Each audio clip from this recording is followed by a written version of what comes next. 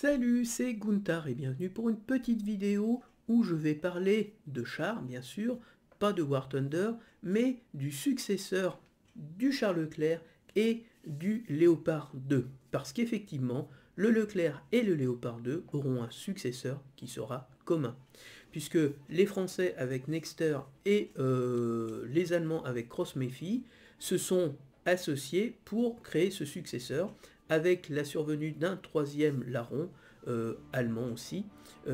Et donc en ce moment on est dans des phases on va dire de conception. Mais ça je vais vous en reparler après. Là vous voyez, ça c'est le Leclerc avec le camouflage du Terminator. Le Leclerc avec le canon de 140 mm, et c'est important parce qu'on va en reparler un tout petit peu. Et donc, pour savoir un petit peu, c'est la munition 575 mm. Retenez ça parce que vous allez comprendre pourquoi. Donc, bienvenue sur le site Mars Attack, qui est un blog de défense qui est tenu par un mec qui a plus de cervelle que moi, et qui ont écrit 2 articles. Donc, je vous invite à les lire. Donc, ça s'appelle Mars Attack. Mars, c'est le dieu de la guerre, ouais. Et donc, voilà, il y a une partie. Alors, je vais vous dire rapidement de quoi il s'agit. En fait, c'est, on va dire, les phases, entre guillemets, préliminaires nécessaires à la conception de ce futur char. Donc, actuellement, on est ce qu'on appelle au niveau de la répartition des tâches. Comment vont se répartir les tâches industrielles entre les différents protagonistes. Donc, d'un côté, le groupe franco-allemand Nexter Cross-Méfie, qui se sont associés pour l'occasion. Et le nouveau venu, c'est Rheinmetall, voilà, qui est intéressé, qui a foutu un peu la pagaille pendant un moment. Donc il semblerait que pour l'instant un accord a été trouvé. Voilà. Donc là on en est au stade, on va dire, on cherche les briques technologiques nécessaires pour ce futur char, les besoins des différentes armées. Et actuellement, vient s'agréger à toutes ces définitions des pays, la Pologne, l'Espagne, bref, plein de pays qui se disent, nous, il va falloir qu'on change notre char, nos chars blindés, et notamment les opérateurs de Léopard, et donc tous voudraient un petit peu monter dans le projet. Voilà, donc c'est quelque chose, je vous le laisse lire, mais ce que je voulais vous montrer, c'était là-dessus. Donc, pour le fun, je vous montre un petit peu des études prospectives. Voilà, donc ça, c'est un char avec un gros canon. Là, vous voyez, il y a un autre char, 3 hommes d'équipage, tous, là, il est en tourelle, mais là, ils sont tous dans la coque. La tourelle, il n'y a personne dedans, mais par contre, c'est plus un gros canon.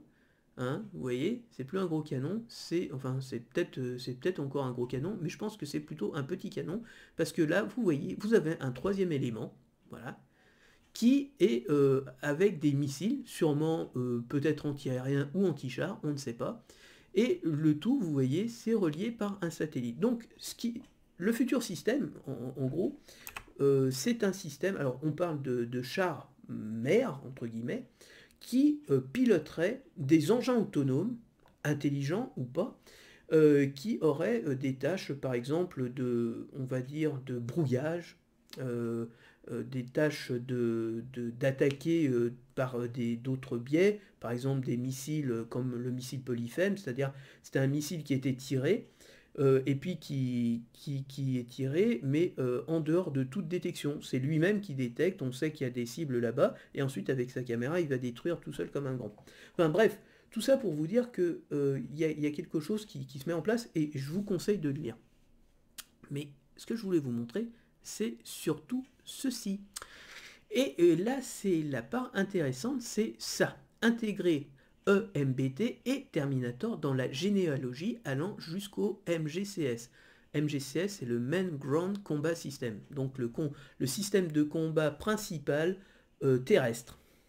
Voilà. Donc ça, c'est le MGCS, c'est le futur remplaçant du Leclerc et du Léopard. Mais ce qui est intéressant, c'est ça, le EMBT. Alors le MBT, pour ceux qui ne savent pas, c'est le Euro MBT. Voilà. Donc, pour rappel, au dernier salon de Satori, il y a eu effectivement un EMBT qui était un châssis de Léopard 2 surmonté d'une tourelle d'un Leclerc. Alors, pour moi, je dis ça, alors il y a eu quand même l'intégration d'un système français sur une pièce allemande, il était fonctionnel. Le seul problème, c'est que pour moi, c'est purement un coup marketing, dans le sens où ce char n'a pas d'avenir et ne sera pas vendu, parce que c'est simplement pour montrer la fusion qui a été opérée entre ces deux sociétés et pour montrer qu'ils sont prêts à travailler ensemble. Donc, pour moi, il n'y a pas d'avenir. Ce qui est plus intéressant, c'est effectivement l'intégration du Terminator, donc le fameux Leclerc 2 qu'on pourrait dire, avec un canon de 140 mm, parce que, rappelle la France, fort justement, la France, elle a continué à travailler sur des canons de gros calibre, et elle l'a intégré sur un Leclerc, donc si ça vous intéresse, voilà, hein, donc c'est ça. Il en est de même des efforts autour du Leclerc 140 mm, baptisé Terminator, qui est une tourelle dite T4, couplée avec un châssis de char Leclerc de la troisième tranche. Un ensemble récemment réactivé pour servir de banc de test pour certaines technologies d'avenir, relancer certaines compétences au sein d'industriels aujourd'hui un peu oubliés, etc. Un ensemble par ailleurs particulièrement massif qui frise aujourd'hui les 60 tonnes. En même temps, je vous rappelle que les derniers Leclerc, c'était 55 tonnes et que plus il vieillit, plus il s'alourdit. Donc, mais en même temps, voilà, c'est pour dire que effectivement, on est capable de construire des chars de 60 tonnes. Ça, c'est pour dire ça aux Allemands qui, eux, font des trucs qui sont des gros bousins habituels, voilà, qui pèsent très lourd. Voilà. Mais quand même, alors, voilà, là, regardez ça. Ça, c'est very, very interesting.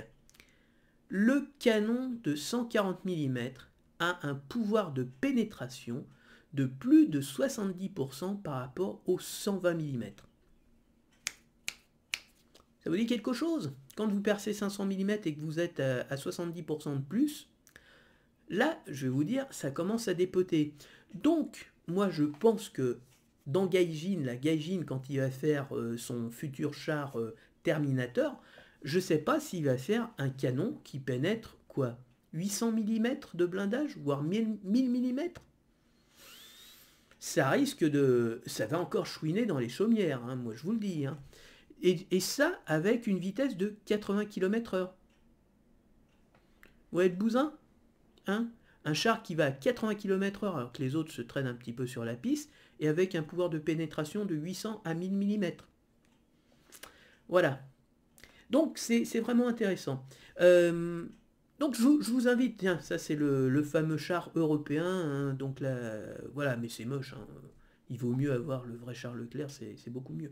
Donc je vous invite, enfin ceux qui sont intéressés par tout ce qui concerne les technologies des blindés, l'histoire des blindés, c'est vraiment un article qui montre le processus de conception d'un blindé, mais aussi plus que ça, le principe de collaboration et de coopération, sachant que jusqu'à maintenant, il faut être clair, la coopération entre l'Allemagne et n'importe quel autre pays, que ce soit les États-Unis, la France ou d'autres, a toujours abouti à un échec. Voilà, ça c'est pour...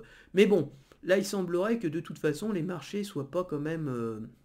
Donc c'est un article assez dense, on parle effectivement... Alors là, ça c'est un petit dessin, mais ça c'est Rheinmetall. Hein. Rheinmetall ne sait pas faire de char, hein. C'est KDNS qui sait le faire. C'est Cross-Méfie hein, qui fait les Léopard 2 Lu. Donc là c'est vraiment du bullshit. Hein. C'est clairement... là, c'est des artistes, on leur a dit « Ouais, faites-nous un truc moderne, design, grosso modo, donc c'est de la merde. » Voilà, donc ce que je voulais dire quand même, c'est que actuellement, en matière de canon, il y a un canon de 140 mm qui défonce tous les autres canons. Voilà. Les 120 à côté, ils n'existent pas. Et autre chose, on parle beaucoup de fameux les Ray Gun ou les Ghost Gun, c'est-à-dire les fameux canons électriques. clairement, moi je vous le dis, et je le pense très sincèrement, c'est pas demain la veille, hein. Alors on nous dit, ouais, mais aux États-Unis, il y a eu des essais. Il y a eu des essais de canons électriques. Ouais, ouais. Il y a eu des essais sur un bateau. Pas sur un bateau. Vous savez pourquoi? Parce que pour un tir, grosso modo, il faut utiliser en un instant la consommation électrique d'une ville moyenne. Alors, vous êtes capable d'envoyer un petit bout de métal à 200 km, ok. Le seul problème, c'est que après, bah, faut recharger un peu les batteries. Et que grosso modo, avoir une cadence de tir, je tire 6 coups par minute, 10 coups par minute, 12 coups par minute, bah, il faut oublier. Ou alors, bah, tu prends ton char et puis derrière, tu trimbales un pavillon qui est bourré de batteries en disant, bah là, c'est pour tirer un deuxième coup. Et en gros, je tire un coup par heure. Voilà.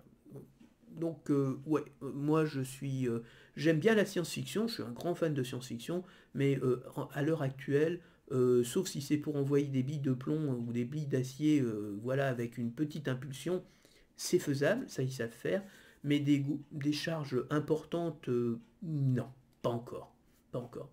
Donc c'est pas demain qu'on va voir les trucs futuristes avec des ghost guns sur des gros chars, non, non. Peut-être des systèmes de défense antiaérien pour on va dire, des cibles très précises, missiles balistiques, pour des véhicules enfin, qui sortent de l'atmosphère et puis qui réentrent dans l'atmosphère. Donc, genre des bombes atomiques, des bombes nucléaires, voilà.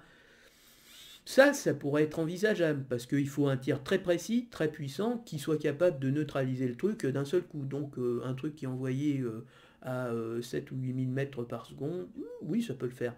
Mais pour des chars, non, non, c'est pas clairement pas demain la veille. Donc voilà.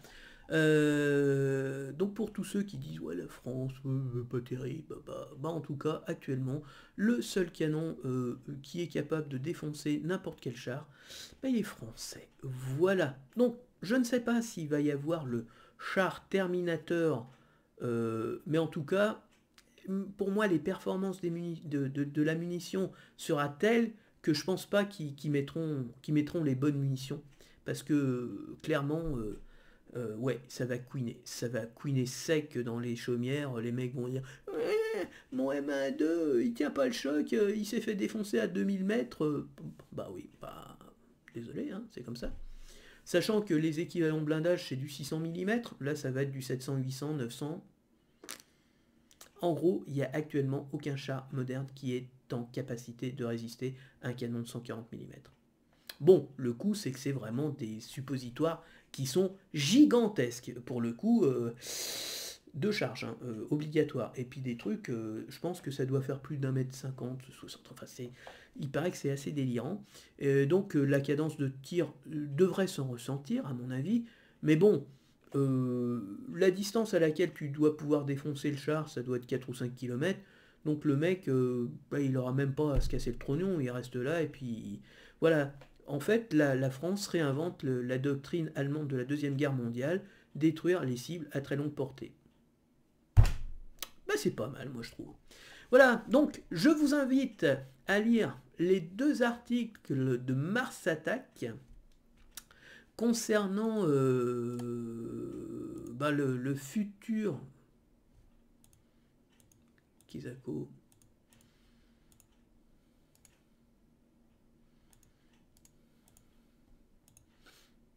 Bon, il y a un problème là. Bon, c'est pas grave. Qui concerne donc le successeur du Charles Leclerc, et je pense que ça vous intéressera. Et il y a plein d'autres articles qui sont très intéressants, voilà, plutôt des articles de fond, hein. Comme je vous l'ai dit, c'est quelqu'un qui en a sous la caboche, et donc c'est pas des trucs que vous voyez sur YouTube ou sur des sites à la con qui vous disent ouais c'est ci, c'est ça. Là c'est argumenté, c'est réfléchi, c'est vraiment un article de haut vol fait pour les personnes qui sont capables de lire et puis de réfléchir un minimum. Voilà, mais je sais que en tant qu'amateur de blindés, vous êtes des gens plutôt calé avec quelque chose dans la tête et puis posé.